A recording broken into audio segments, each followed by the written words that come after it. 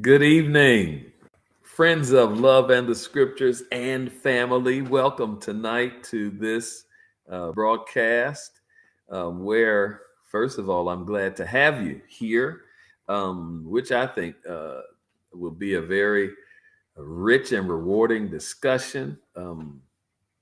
We talked about on last time the principles of Kwanda, how to build a successful year using the 7 principles of Kwanzaa, which led us into another foundational piece for us, which we will explore and discuss on tonight. I invite you, as always, to be thought partners and conversation partners. Let me finish doing what I'm supposed to be doing with getting everything up and rolling like it should be. And we are going. So then, the idea of having a successful new year for us is I want to be theme, the focus, especially for us this month of January. I want us to be looking at how to build a successful year through love and the scriptures. Strangely, probably to some, that the principles of Kwanzaa is what I set for us last time. However, really not strange for anybody who looks into the principles, understanding that Kwanzaa is not an instance whatsoever, but that it is a social, that it is a cultural, even economic reality that shows how an individual, how a family, how a community, how a people, how a nation can actually rebuild itself.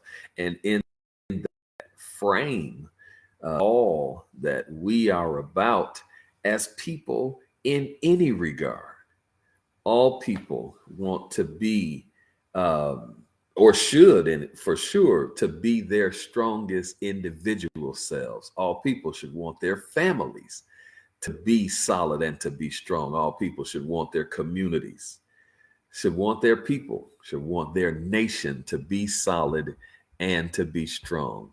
If and when that is the case, to be strong in all of those regards, that's how to be successful. That's how to actually make yourself not just the year, yes, to be a successful one, to make your life a successful. Start with something. It's not a winsome, a listless experience where you hope and wish that things work out. That's child's fare. That's where children are, recognizing that there are things that you do, that you can do, that you should do in order to make your year, to make your life successful. And to do that, there are things, choices that you make, there are decisions that you make, there are plans that you put in place, there are processes to follow. And to do those things at necessary times will ensure that there is a successful year, that you can build a successful year. So we're going to take the next step into that from the principles of purpose that we talked about, and how that that from those principles, how purpose itself then becomes the fundamental, the building block for the building of a successful year, for a successful life. I always talk, as I say to us, from uh, a biblical worldview. That's my worldview, okay? Because of my subscription to um, the scriptures and the way of life, my belief in Jesus Christ. Because that's the case, my worldview, the way I see the world, the way I see my world, is influenced, is informed, is instructed by or from through a biblical worldview. And so when I talk about anything that I'm talking about, hence the show Love and the Scriptures, when I talk about anything that I'm talking about, understand that that is the perspective that I'm coming from.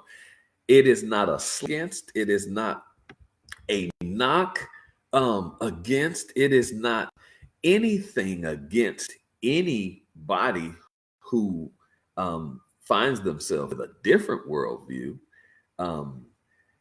It is, however, to state where my worldview is, and hopefully that if you don't share the same worldview, whoever may be watching or listening here, that you don't just tune me out or turn me off because it's not what your worldview is, but that you will actually lean in a little closer to be able to see the world, to see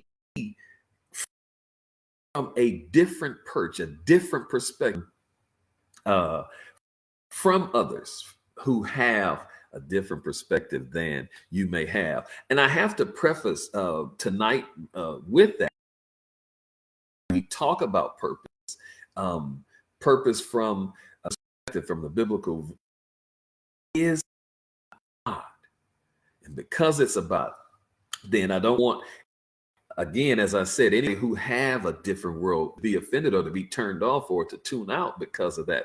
But to be able, again, lean in, try to hear, try to see, try to learn something different from a different point of view, see what difference it may make with you and in your life.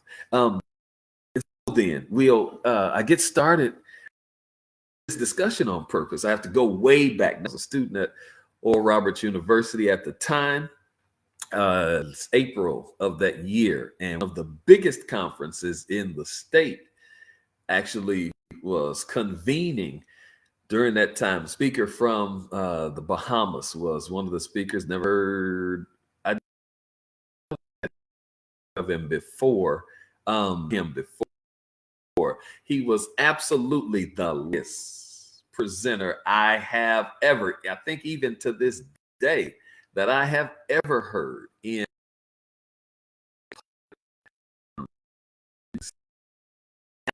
longest. We were, I think, half plus hour mark by the time he actually finished. But it may blow your mind to know that one person, in my observation, left the auditorium until the service was completely over because his presentation was absolutely spellbinding because of the subject of his message. His message was, what is the purpose? And he spent all of that time, 2.5 plus hours about purpose. From that message, which I literally still have on audio cassette to this day, from that message, he gave what he called 7 principles of purpose. Miles Monroe is the preacher that I'm talking about. God rest his soul. He died just a few years ago. He and his wife in a plane crash. At night, my personal belief is that he left an investment in the earth with this message on purpose. It riveting, so much so that so much of it I still have in mind right tonight. And so as we're doing this, this discussion in terms of building a successful year, building a successful life, using Kwanzaa principles. I said to us last time that purpose then is what informs, that what is what undergirds what we're talking about, even the principles of Kwanzaa. And that's what I'm going to bring to us tonight, starting with what Miles Monroe gave on that evening as his 7 principles of purpose. There's a whole lot more I can say about that. It's an interesting story of what this message of purpose, how it came out, what's happened to it even since. And some of you will, and I don't mind saying this here, some of you may remember the hugely successful books by in California, Rick Warren, to get The Purpose-Driven Life, and Purpose-Driven Church. He wrote both of those. What will be so interesting to note is how much of Warren's book that came later, much later than Monroe's first presentation, and then books, because he wrote a slew of books, Miles Monroe did, on purpose itself, how much of Warren's stuff can be seen or is seen in Miles Monroe's presentation and writing that came some years, many years later. So let me start out by saying this, that when it comes to purpose, so many people are captured by and confused even by their life's purpose. And let me start inviting you, sisters and brothers, to be thought partners. Please, in the chat, put your questions, comments, concerns, complaints, corrections, contributions, and even compliments. But talk with me, walk with me through this. If you see things differently, have another idea about something, or if you concur, whatever way, be interactive. Like this, share this with other people throughout this presentation. Thank you so much.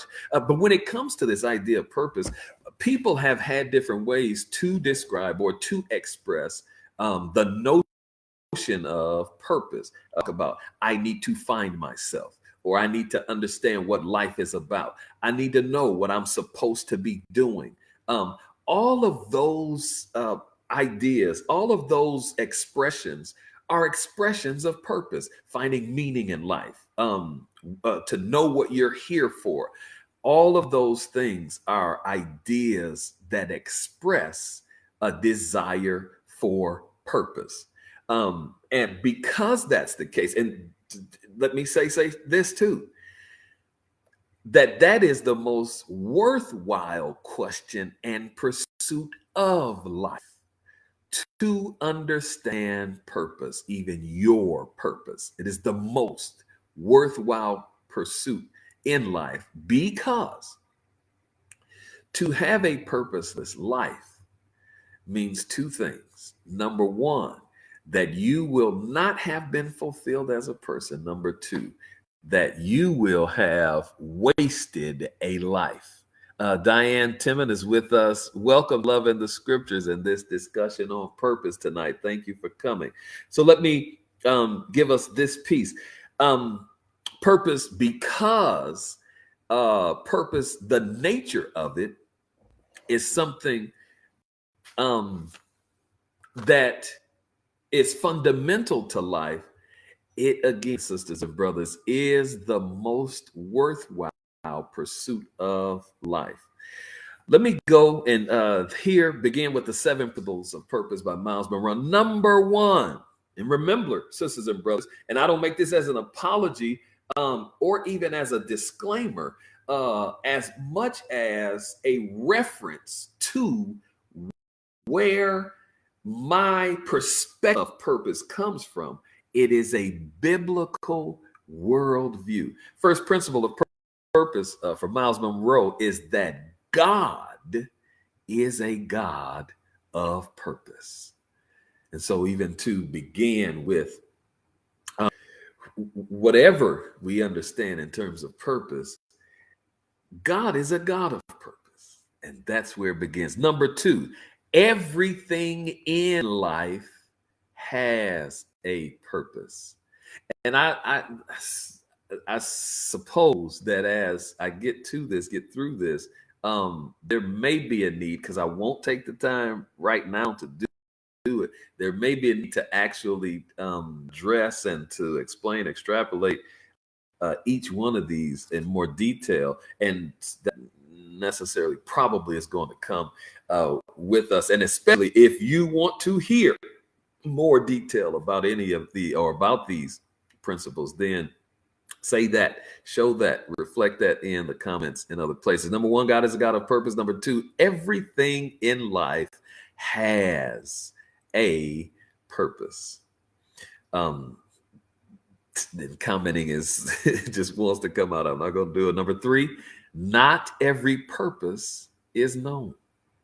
God is a God of purpose. Everything in life has a purpose, but not every purpose is known. This one is going to get you in your gizzard. Number four, you ain't going to like it. But wherever purpose is not known, abuse is inevitable. Where a purpose for a thing is not known, it is inevitable that it will be abused. Number five, never ask the thing its purpose. Mother Linda Vaughn is on here. Hey, how are you tonight? Thank you so much for being with us. Welcome to Love and the Scriptures. And I'll repeat that one again. Number four, wherever purpose is not known, abuse is inevitable. Principle number five of purpose, never ask the thing its purpose. And of course, when I get there, I realize there's gonna have to be some explanation to these things. Let me just give you the 7 principles first and make a couple of more comments. But it'll take another time to be able to give shape and definition to what else is here. Number 6. Let me say 5 again and then give 6. Never ask purpose. Number 6. Purpose is only in the mind of the Creator. The 7th principle of purpose. Purpose is the key to fulfillment. We're talking about purpose. I'm giving context here. In order to build a successful year, in order to build a successful life, in order to build a successful you, in order to build a successful family, in order to build a successful community, in order to build a successful people, in order to build a successful nation, at the bottom, the base level, ground zero, the starting point, the foundation is about purpose. Miles Monroe has given 7 principles that I wholeheartedly embrace as understanding, as a way to set our minds to purpose. Number 1, God is a God of purpose. Number 2, everything in life has a purpose. Not every purpose is known. Number 3, and where purpose is not known, abuse is inevitable. Number 4. Number 5, don't ask the thing. Never ask the thing its purpose. Number 6, purpose is only in the mind of the Creator. Number 7, purpose is the key to fulfillment.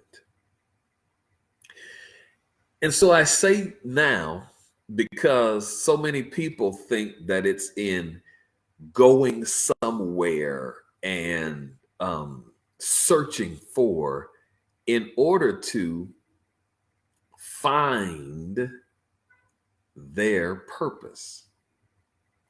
But I have to say, even though I believe that purpose, not just believe, it's stronger than that, am convinced that purpose is the most worthwhile pursuit in life, you don't have to go anywhere to discover your purpose, because purpose is not a search in the sense of going to find. Purpose is inherent because God is creator, because we are the product of, we are the people of God. When God makes us, he creates our purpose within us. And so it's not that we go to find or we seek or search for our purpose. Our purpose is inherent. The purpose for which you, like every other person, were created is in you, because the maker, the creator, not only makes us, it is he that has made us, the Bible says, and not we ourselves. When God makes us, God creates our purpose in us. So the concept of going to get or find a purpose for your life is inaccurate. You can only discover purpose. You cannot invent one. And when I say that, that goes right back to the fifth principle: never ask the thing its purpose, because we have in our minds what we want our lives to be, or we have in our minds what we want to make out of our lives. But purpose is not the product of the product. Purpose is the product of the creator, the maker. Just like no product needs to find a purpose for which it should exist, you don't need to acquire a purpose either. God has created you with and for a purpose already. So I'm going to go then to a suggested, or no, I don't want to suggest. Let me offer to us that there are indications many times, a lot of times when we are very young, of what our purpose actually is. Sometimes purpose is the passion in our life, that thing that really drives us, that wakes us up at 3 o'clock in the morning, 4 o'clock in the morning, that thing that we don't mind doing at all, that thing that we can do or sits us down. Many times that is where or what our purpose is about in terms of the specific kind of work and working that our life should have. And so there are specifics and particulars that our lives should have when it comes to a purpose. But I'm going to conclude or move to the conclusion of this discussion by saying to us something that you may not have realized, that when it comes to the primary purpose, everybody's life has the same purpose as it relates to the biblical worldview. And what is that? The purpose then that all people have is to know God and to make God known. That's the primary, because of the one who has given life to all people, the one who has given purpose to all people. The primary purpose is about knowing God and making God known. Now, it comes to the specifics of our lives or specifics of our purpose. it is those avenues of those specifics that we use to make God known to other people. What do I mean? The university that I graduated from, attended. I didn't graduate from Oral Roberts. I transferred to Langston, graduated from Langston University. But the university I initially first, the only care university that I've been to. But the founder and president, Oral Roberts, had a very unique statement that I absolutely love. He said this: in recognizing that not everybody was going to be a preacher, and we're operating under this idea of purpose for every person is to know God and make him known, to know God, to make God known, realizing that everybody wasn't going to be a preacher. Everybody wasn't going to be a Bible teacher. Everybody wasn't going to be to work in the church or any religious arena. Understanding that people were going to be in all kinds of different fields all around the world doing so many different things. Or Roberts, in building charismatic university, charismatic Christian university, had this idea to educate the students to take the gospel into every man's or every person's world.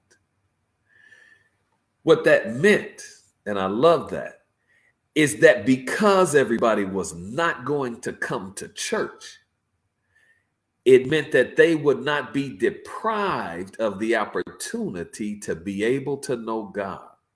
And so then in educating nurses, and in educating social workers, and in educating teachers, and in educating people in all different kinds of field, business field, and in law, and in all other kinds of fields, the students got the practical knowledge, the practical fundamental understanding, the scriptures and relationship with God, to be able, the field of work they went into, they will be able to take the gospel, to take God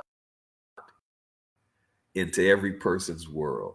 And primary purpose that I'm offering, that every one of us has, and that's even if you don't know God. From the biblical worldview, even if you don't know God, God made you to know him and to make him known wherever your life takes you to. One of the things that suggests to us, sisters and brothers, is that we have to choose purpose over pleasure. To know God and to make him known, the consumption and desire of life should be about where God is, who God is, and how I can make him known to those who don't know him.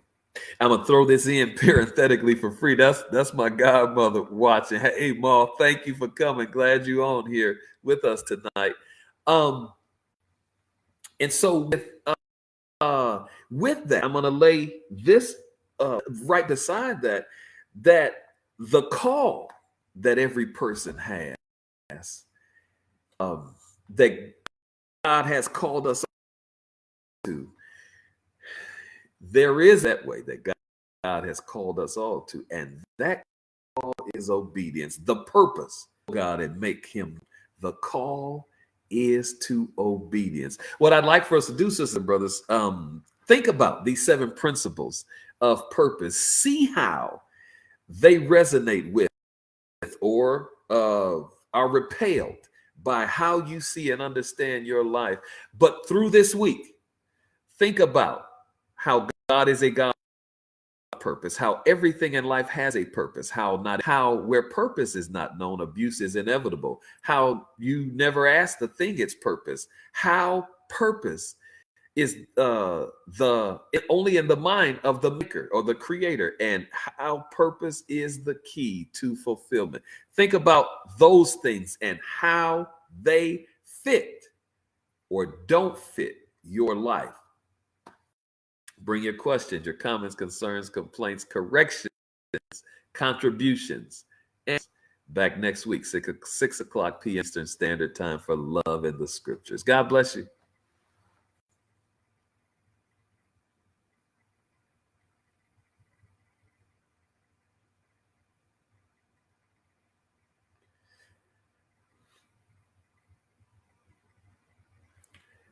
Well, I